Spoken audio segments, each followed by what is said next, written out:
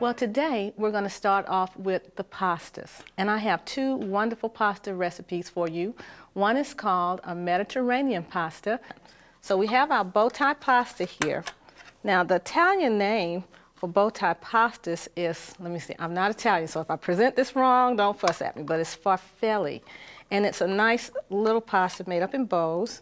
And you want to be careful to cook this so that they don't tear up. So the best thing to do when you're cooking this type of pasta is just to let the water sit in it, preheat the water, and then let it cook without stirring it or anything, because if you do, you'll break up the bows and your presentation won't be as nice. So we have a large bowl of pasta here, and now we're going to start putting our ingredients together. And I'm going to start off by chopping in some of the broccoli. Broccoli is a wonderful product to use. It's very good for cancer fighting because it is high in some of the carotenoids, which are very helpful for health in general. And now they found that broccoli sprouts are even healthier, you know. So you want to make sure to get a lot of broccoli in your diet, a lot of carotenoids, period, which would include members of your cruciferous family, cauliflower, broccoli, carrots, and other ones too to consider are things like sweet potatoes. Anything that's orange or anything that's yellow in color would be excellent, you know, in terms of helping your health. And next I'm just going to cut up some carrots. And I love this little unit I have here. They sell them at most local stores, but it's just a quick chopper. But of course you have to watch your fingers, because when you get down too quick, to the quick here, you don't want to cut yourself. But this is just a little handy slicer that I use. It makes preparing foods quite easy. And I've just got about 2 carrots that I put in here into the salad. Next, our green peppers. I only used about a half of a green pepper in this recipe. Green peppers are also very good for you. Matter of fact, the whole pepper family is good for you. When you look at the pepper family, you find that it's good for fighting cancer. They did a study on the use of different types of peppers, and they found out that green peppers and red peppers reduce the chances of getting colon cancer by 35%. And that's really, really interesting. And I love these any kind of way you put them, whether they're raw or whether they're cooked in a salad, in a soup, on a sandwich. I love putting in my peppers, and they are so absolutely colorful. And I have a policy that I like to use at my house, and it's called paint a plate. If I don't have a lot of colors on my plate, I don't think I've done a good job in preparing at home. So I spend a lot of time practicing, making sure that the foods are appealing, because you do eat with your eyes. What you see, you will eat, and if it looks good, you'll wind up eating it. Next, I'm going to add some tomatoes to our wonderful pasta salad. And I just love this salad. It is so good for you. Red onions are what we're going to use for this particular salad. And I love the taste of red onions because they're kind of spicy, but then at the same time, they're not extremely hot.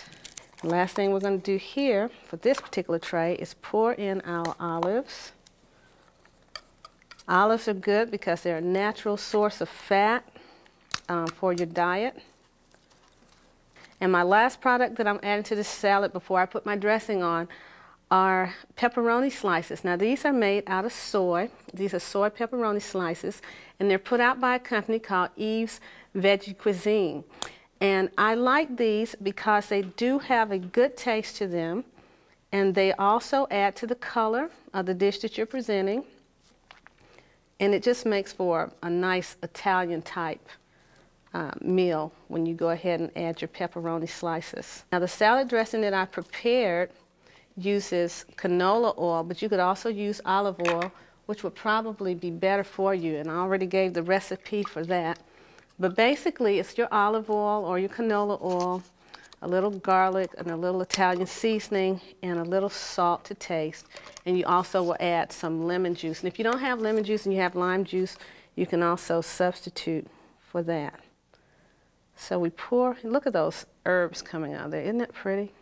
Now we're going to get to the fun part. We're going to make some pizzas. And I have a pizza for you today that many of you might not have ever even thought about. And it's using black beans, and it's called a black bean and chicken pizza.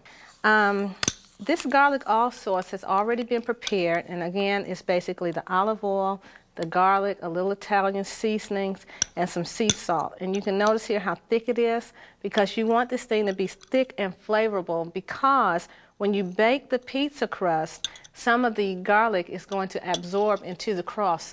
So you want to make it as thick as you possibly can, and you simply just spoon the oil sauce over the pizza. If you have a brush, it will probably work even better.